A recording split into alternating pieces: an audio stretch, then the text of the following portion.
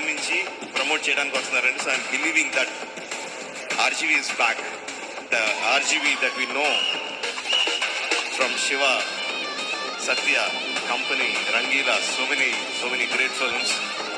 I think with Vanguvitti he is back, and once he is back, he is here to stay.